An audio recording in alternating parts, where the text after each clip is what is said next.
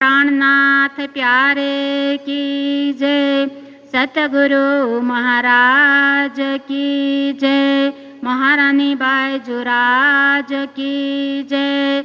महाराजा छत्रसाल की जय। गुरु श्री मंगलदास जी महाराज की जय। प्रणाम। कदमों लागू करो से जदा, पकड़ के दो पाए। हुक्म करता है माशूक, बीच आशिक के दिल आए। माशूक तुम्हारी अंगना, तुम अंगना के माशूक। ए हुक्म इल्म दृढ़ कियो, अजुर्हन क्यों होत टूक टूक। अजुर्हन क्यों होत टूक टूक। वारी रे वारी मेरे प्यारे, मैं तुम पर वारी। वारी रे वारी मेरे प्यारे, मैं तुम पर वारी। पिया मैं तुम पर वारी, धनी मैं तुम पर वारी। टूक टूक कर डारू यातन को, टूक टूक कर डारू यातन को। ओ पार कुंज विहारी, मैं तुम पर वारी। पिया मैं तुम पर वारी, धनी मैं तुम पर वारी। सुंदर स्वरूप श्याम समाजिक, सुंदर स्वरूप श्याम समाजिक। फेर फेर जाओ बलिहारी, मैं तुम पर वारी। पिया मैं तुम पर वारी, धनी मैं तुम पर वारी। इन दाऊ स्वरूप दया करी, इन दाऊ स्वरूप दया करी। मुझ पर नजर तुम्हारी, मैं तुम पर वारी। मुझ पर दया तुम्हारी, मैं तुम पर वारी। पिया मैं तुम पर वारी, धनी मैं तुम पर वारी। इन जहरा जिमी से कोई न निकषा, इन जिमी जिन इन जहर जिमी से कोई न निकषा।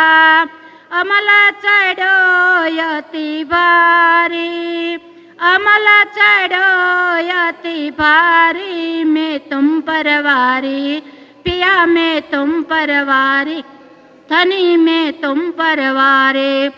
मुझे देखते सैयल मेरी, मुझे देखते सैयल मेरी। गैया जीत के बाजी हारी, गैया जीत के बाजी हारी। मैं तुम पर वारी, पिया मैं तुम पर वारी, धनी मैं तुम पर वारी। कारी कुमता कुब कुचल, कारी कुमता कुब कुचल। ऐसी कठिन कठोर में नारी, ऐसी कठिन कठोर में नारी। पिया मैं तुम पर वारी, धनी मैं तुम पर वारी। आत्म मेरी निर्मल करके, आत्म मेरी निर्मल करके। सहज पार उतारी, मैं तुम पर वारी। सहज पार भयो तारी, मैं तुम परवारी, पिया मैं तुम परवारी, धनी मैं तुम परवारी। सुंदर स्वरूप सुभग अति उत्तम, सुंदर स्वरूप सुगम अति सुंदर, मुझ पर कृपा तुम्हारी, मैं तुम परवारे, मुझ पर कृपा तुम्हारी, मैं तुम परवारी, पिया मैं तुम परवारी, धनी मैं तुम परवारी। कोट बेरा ललिता कुर्बानी, कोट बेरा ललिता कुर्बानी, मेरे धनी जी कायम सुखकारी, मैं तुम परवारी, मेरे धनी जी कायम सुखकारी, मैं तुम परवारी, पिया मैं तुम परवारी, धनी मैं तुम परवारी। वारी रे वारी मेरे प्यारे, वारी रे वारी मेरे प्यारे, मैं तुम परवारी, पिया मैं तुम परवारी, धनी मैं तुम परवारी। प्राणनाथ प्यारे की जय। इन बिदलाह लीजिए अन मिलती कारे यूं, सुखड़ा दिया धुतारिए, या को बुरी कहिए क्यों, या को बुरी कहिए क्यों।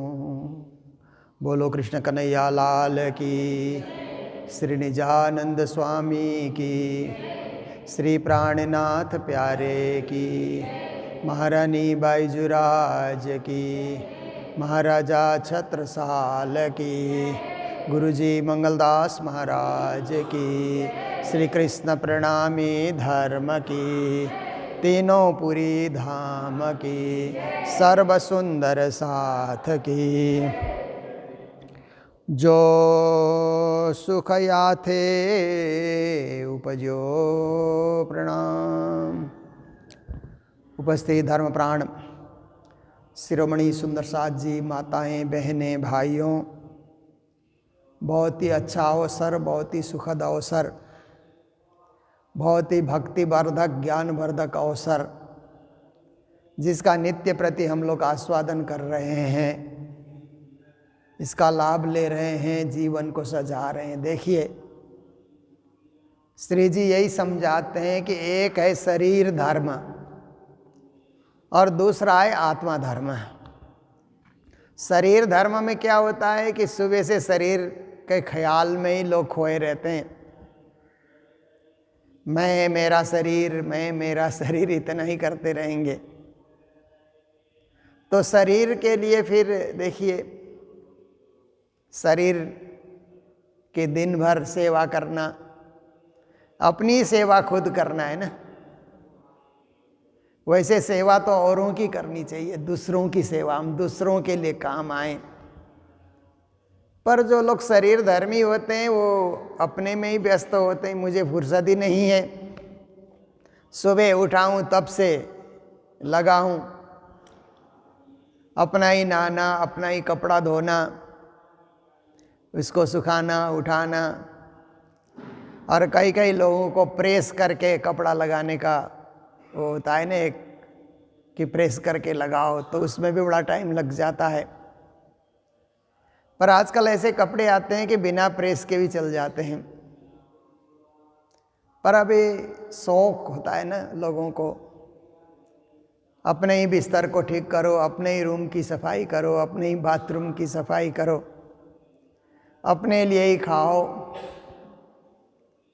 कई कई जगह मैंने देखा है कि कुछ लोग अकेले रहते हैं, देश में भी देखा, विदेश में भी देखा, अकेले रहते हैं, पूरा घर में अकेला, कहीं महिला अकेली है, कहीं पुरुष अकेला है। तो ऐसे तो दिन भर उनका काम तो अपने लिए ही होगा फिर। पर उनमें से भी कुछ लोगों को बहुत सक्रिय मैंने देखा, अपने लिए फटाफट कर लेते हैं, खाना भी बना लेते हैं, खा भी लेते हैं, फिर अपने जॉब में, नौकरी में चले जाते हैं, या समाज का काम है तो उसमें चले जाते हैं, क्योंकि उन्होंने मात्र शरीर धर्म को नहीं समझा, उन्होंने सेवा धर्म को भी समझा। इसलिए समाज सेवा में भी जाते हैं, सक्रिय होते हैं, सहभागी होते हैं। इसलिए उन्हें अकेले रहने का एहसास नहीं होता है। पर कुछ लोग बाहर ही नहीं निकलते, अकेले रहेंगे, घर में ही रहेंगे, घर का ही काम करते रहेंगे। तो केवल शरीर के लिए हम जिए तो क्या जिए, हम समाज के लिए जिए, धर्म के लिए जिए, मानवता के लिए जिए, देश के लिए जिए, राष्ट्र के लिए जिए, विराट ब्रह्मांड के लिए हम जिए, क्योंकि हमारा अस्तित्व विराट ब्रह्मांड में भी है, कुछ अंश में है, दिखाई नहीं देता, पर है तो इसी विराट ब्रह्म के अंश है ना, हम विराट ब्रह्मांड के भी अंश हैं। इसलिए मेरा दायित्व बहुत है। केवल मैं मेरे शरीर तक सीमित नहीं हूँ, मेरे शरीर से परे भी मेरा बहुत बड़ा दायित्व है। अगर ऐसा सोचेगा तब तो वो अपने जीवन को सुधार सकता है, परम गति को भी पा सकता है। पर ये ज्ञान किसी से उसने नहीं पाया, गुरु से भी नहीं पाया, माता पिता से भी नहीं पाया, साथी संगी से भी नहीं पाया, और सद्धर्म शास्त्र को भी पढ़ा नहीं, वहाँ से भी नहीं पाया। क्योंकि ज्ञान पाने के लिए तो यही तो स्रोत है। या माता पिता बचपन में ही ज्ञान देते हैं, ऐसे करो, ऐसे ना करो, तो वो ज्ञान मिल जाता है। फिर वो ज्ञान स्थायी, माता पिता का दिया हुआ ज्ञान आजीवन काम आता है, स्थायी ज्ञान। कोई माने तो, न मानने वालों के लिए तो कोई दवा नहीं है, औषधि नहीं है। फिर स्कूल में शिक्षक लोग ज्ञान देते हैं, वो भी जीवन में काम आता है। अच्छे अच्छे शिक्षक अच्छा ज्ञान देते हैं, अनुशासन से रहो, समय से उठो, समय से स्कूल आओ, होमवर्क करो, पढ़ो। टीचर लोग इस प्रकार से नियमित जीवन जीने की शिक्षा देते हैं। वो भी सुना विद्यार्थी ने अच्छी तरह तो जीवन भर काम आता है वो भी। और जिस किसी विद्यार्थी ने नहीं सुना तो उसके लिए कोई उपाय नहीं है। उसके बाद फिर आप देखिए कि गुरु जब मिल जाते हैं, ज्ञान के गुरु, धर्म गुरु कहते हैं ना, ऐसे तो आजकल सब जगह गुरु गुरु शब्द का प्रयोग हो जाता है। जिस क्षेत्र में जाएंगे आप, क्रिकेट के भी गुरु होते हैं, कार गुरु। मैंने एक बार देखा था YouTube में कि कौन सी कार अच्छी है और खरीदने के लिए एकदम उपयुक्त है, ये बताने वाले एक्सपर्ट होते हैं, कार गुरु उनका नाम। देखिए, सब क्षेत्र में खेलकूद के गुरु होते हैं, पहलवानी सिखाने वाले गुरु होते हैं। अब देखिए, राजनीति के गुरु होते हैं, वकालत के भी गुरु होते हैं सीनियर, और इंजीनियरिंग के क्षेत्र में भी गुरु होते हैं, मेडिकल लाइन में भी गुरु होते हैं, सीनियर होते हैं। तो सबसे कुछ न कुछ सीखने को मिलता है। किसी भी क्षेत्र में आप जाइए, सबसे कुछ न कुछ ज्ञान हासिल करने का मौका मिलता है। पर ये सारे के सारे गुरु भौतिक गुरु हैं, भौतिक विद्या देते हैं। और एक गुरु ऐसे होते हैं कि आध्यात्मिक विद्या, धर्म की शिक्षा, धार्मिक बनो, परमात्मा को याद करो, सेवा करो, समर्पित हो करके रहो, जीवन परमात्मा ने दिया है उसको सुंदर रीत से सजाओ, जीवन को क्लेश द्वेष का घर मत बनाओ, जीवन को प्रेम और श्रद्धा का घर बनाओ। ऐसी शिक्षा देने वाले आध्यात्मिक गुरु मिले तो हमारा जीवन सुधर जाता है, शरीर धर्म से हम ऊपर उठ सकते हैं। फिर या हम स्वयं धर्मशास्त्र पढ़ें, फिर गुरु नहीं मिले जीवन में तो कोई बात नहीं, हम स्वयं धर्मशास्त्र पढ़ें, धर्मशास्त्र पढ़ें, अध्ययन करें और हम स्वयं उसके अनुयायी बने। गीता पढ़ें, भागवत पढ़ें। हमारे लिए तो प्राणनाथ जी की वाणी है। देखिए, ऑनलाइन चर्चा जब से हम कर रहे हैं तो कई लोगों के मुझे फ़ोन आ जाते हैं। कल भी मुझे एक भाई ने कनाडा से फ़ोन किया है, वो गुजरात का परंतु कनाडा में अपने जॉब में लगा हुआ है। तो उसने कहा कि हम बचपन से प्रणामी थे, पर प्राणनाथ जी की वाणी क्या है, उसकी गहराई क्या है, उसको जानने के लिए नियमित आपके जो चर्चा होती है उसको मैं सुन रहा हूँ, क्योंकि विदेश की धरती में कोई सुनाने वाला तो पहुँचता भी नहीं है।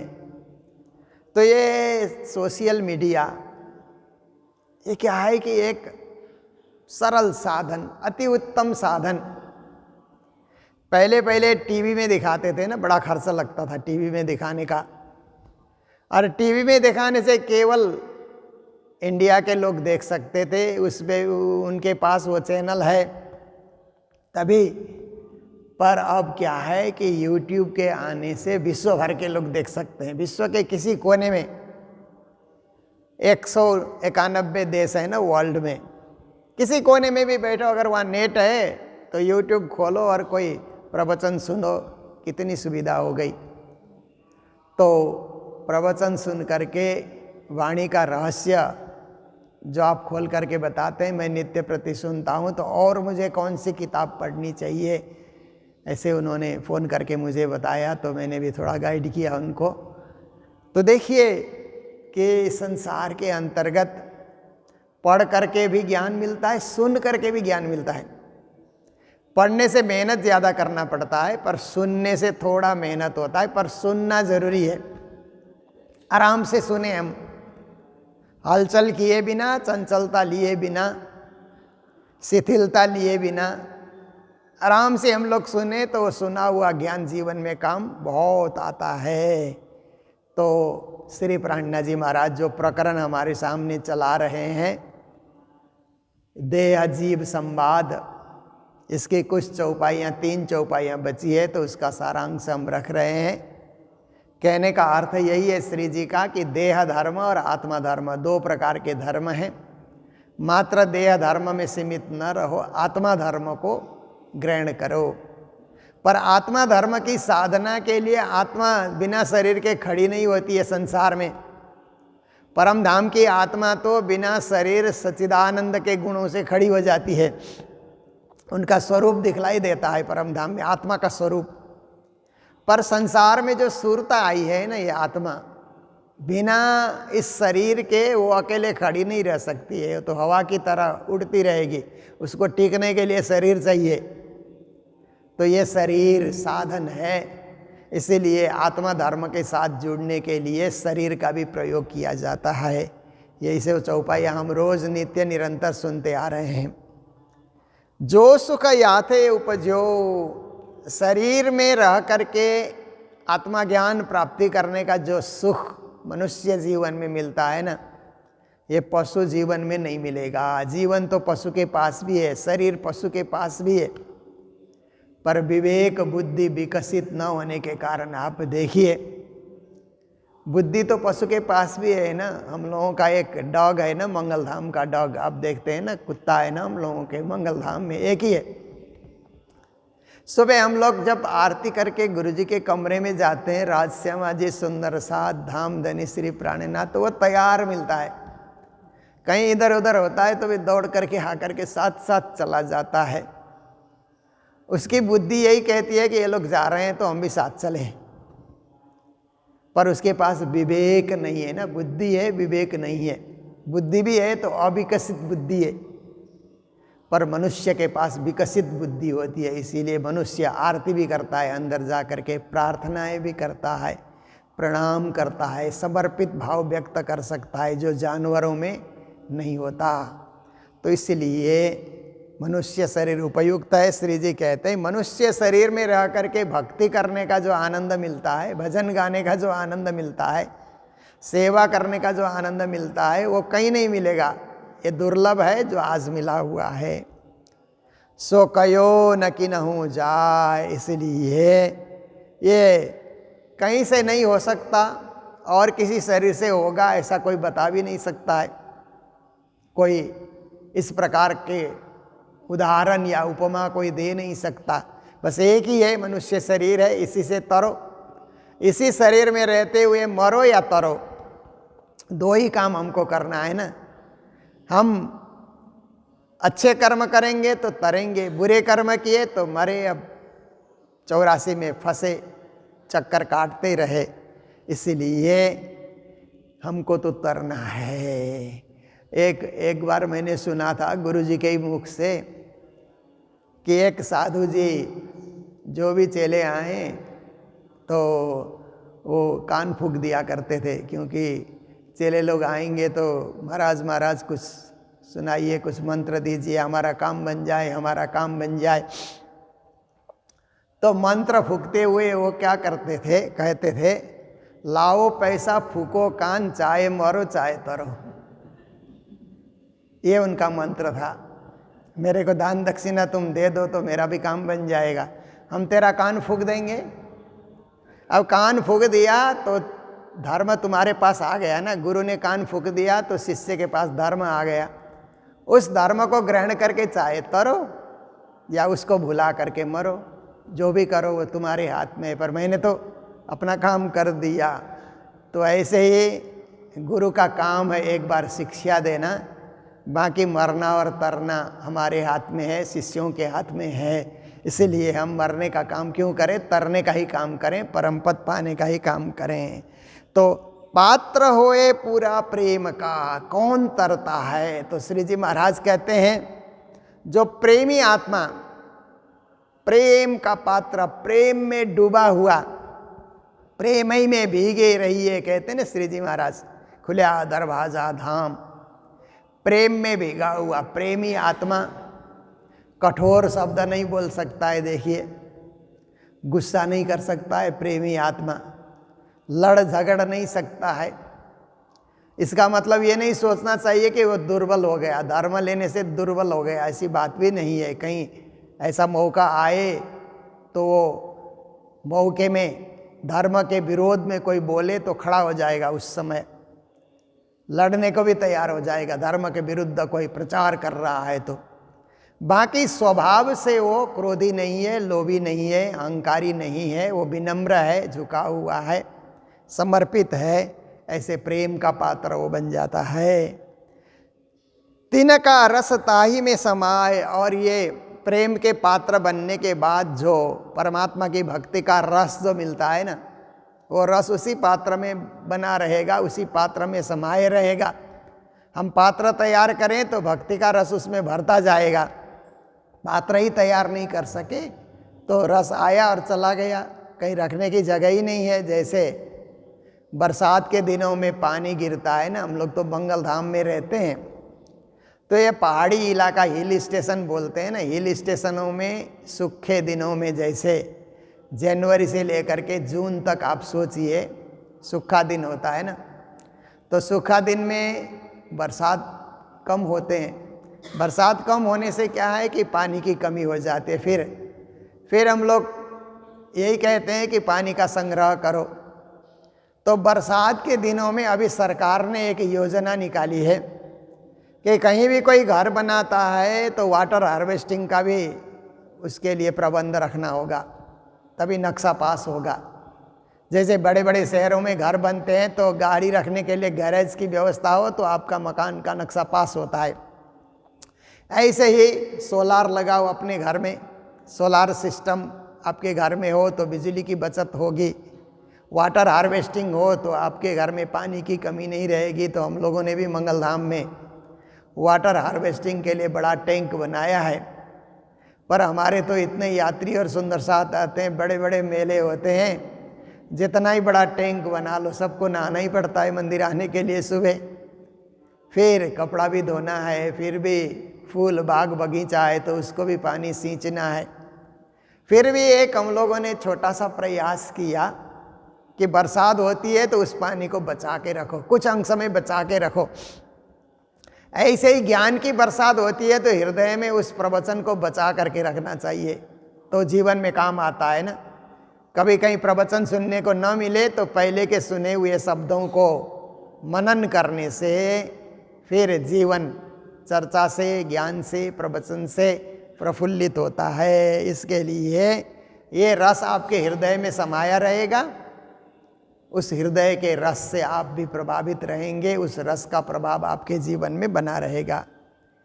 ए वतनी सहु गूज कीजिए। श्री जी कहते हैं ये गुप्त बात है ना, परम धाम की बात परम धाम वालों से ही करो।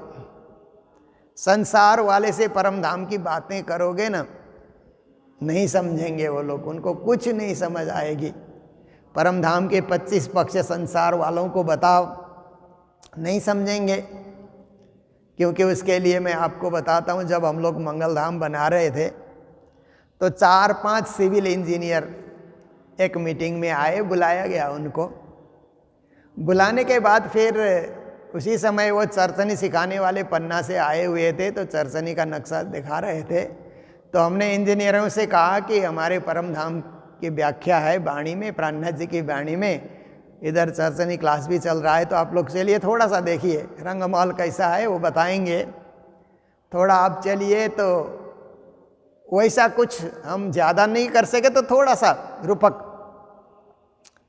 हम लोग कुछ कर सकें। तो उनको बिठाया, बिठाने के बाद फिर वो चरचनी के तो जानकार थे, वो तो गिनतियाँ ज़्यादा बताते हैं ना, तो इतने महल, इतने मंदिर, भौम तो 10 भौम है, ठीक है 10 भौम का भवन तो समझ आता है, पर उसके अंदर के वो 36 फिरावा में सब मंदिरों की व्याख्या करने लगे। तो चारों इंजीनियरों ने हाथ जोड़ा, ये हमारे बस की बात नहीं है, इससे हम कुछ नहीं कर सकते हैं। तो फिर हम लोगों ने कहा कि बहुत ज़्यादा नहीं हो तो हम लोग ये पूजा का स्थान गोलाई में खींचे तो मूल मिलावा का रूपक आ जाएगा, और ज़्यादा हम कुछ नहीं कर सके तो एक मूल मिलावा गोलाई में है ना, इसी तरह हम ये गोलाई में रखें तो यहाँ परिक्रमा करने से मूल मिलावे में पहुँचने का हमें अनुभव मिले। तो इसलिए थोड़ा सा रूपक हम लोगों ने लाने की कोशिश की। तो देखिए वतनी से गूंज कीजिए। अगर चरचनी की बात दुनिया वालों को आप करेंगे तो नहीं समझ आती है, पर परम धाम की आत्माएं हैं ना तो समझती है, हाँ ये हमारे वतन की बात है, हमारे धाम की बात है, परम धाम की बात है। तो ये गुप्त बात वही समझते हैं। श्री जी कहते हैं उन्हीं से करो और लोगों से मत करो।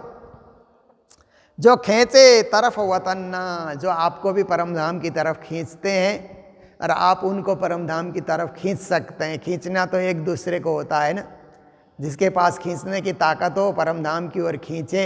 ऐसे लोगों से ही गहरी बात, परिक्रमा, सागर, श्रृंगार, खिलवत की बातें हैं ना, वो ब्रह्म सृष्टि के बीच करेंगे तो उनको सुनने में बड़ा आनंद आता है।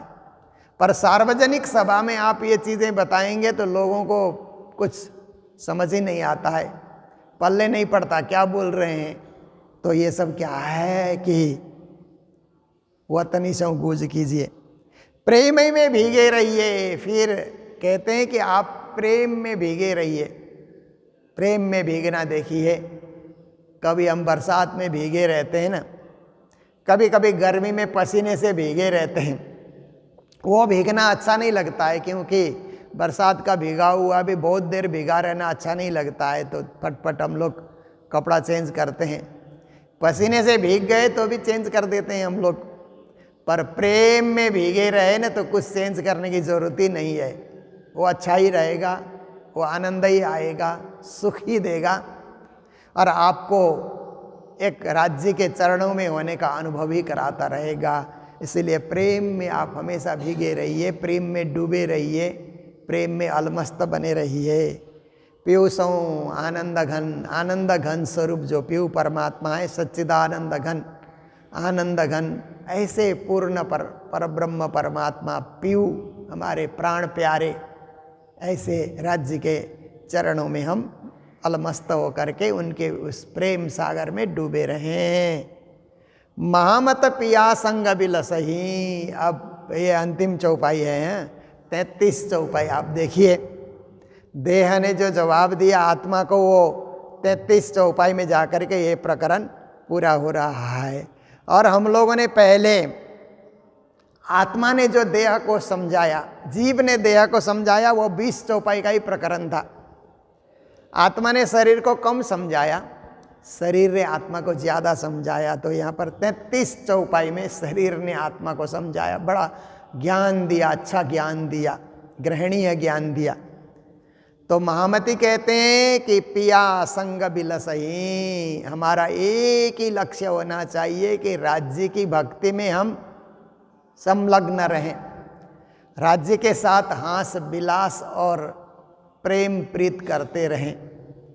ये कैसे संभव होगा? सेवा से। राज्य के सेवा में लगेंगे तो राज्य के साथ ही एकाकार होने का, हंस विलास में डूबने का मौका मिलेगा। महामत पिया संग बिलसहि, सुख अखंड इन पर, कहते हैं इसमें अखंड सुख है। राज्य की याद में खोए रहना, डूबे रहना, इसमें अखंड सुख का अनुभव होता है, सुखानुभूति होती है, आनंद का अनुभव होता है। इसीलिए उस अखंड सुख को जीवन में समेटे रहो, ग्रहण किए रहो।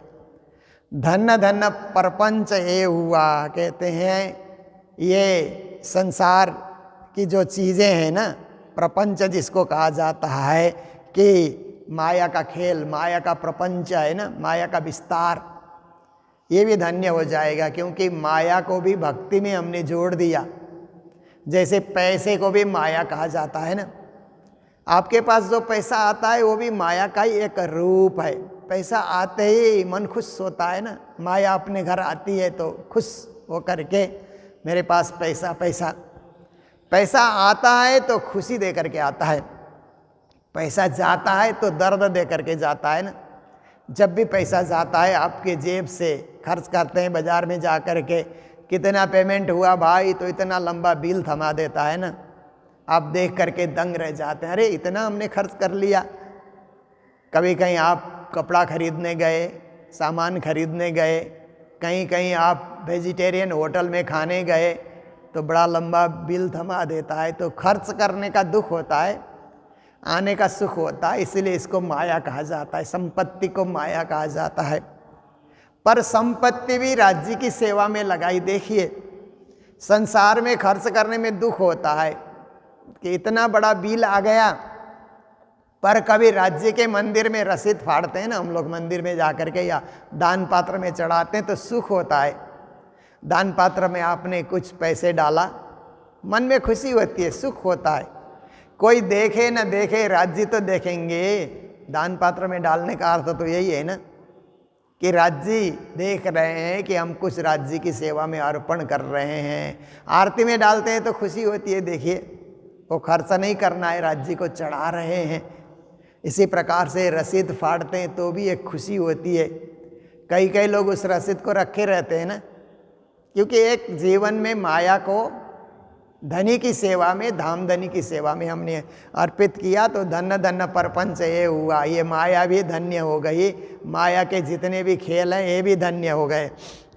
धन्य धन्य धन्य सोया मंदिर, फिर शरीर रूपी मंदिर भी, शरीर को मंदिर कहा श्री जी ने, क्योंकि शरीर सज गया तो मंदिर है, शरीर नहीं सजा तो नरक भी कहा है श्री जी ने। ये नरक निर्मल क्यों हो, जो ऊपर सो धोए अंग।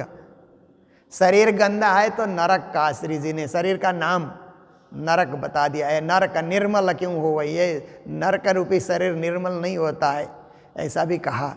और शरीर को हमने सजा दिया भक्ति से, प्रेम से, भावना से, शुद्धता से, पवित्रता से इस शरीर को सजा दिया तो शरीर ही मंदिर हो जाता है।